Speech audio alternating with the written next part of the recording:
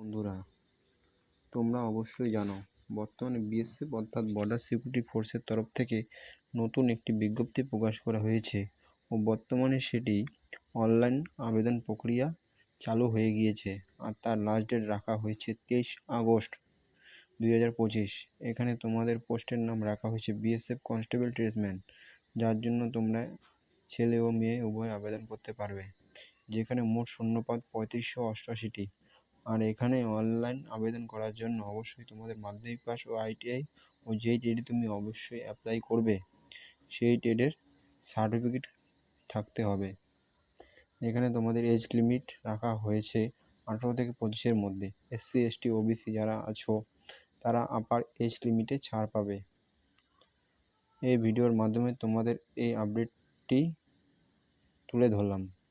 আর এই ভিডিওটি ভালো লাগলে একটা লাইক ও চ্যানেলটি সাবস্ক্রাইব করে দিও অবশ্যই।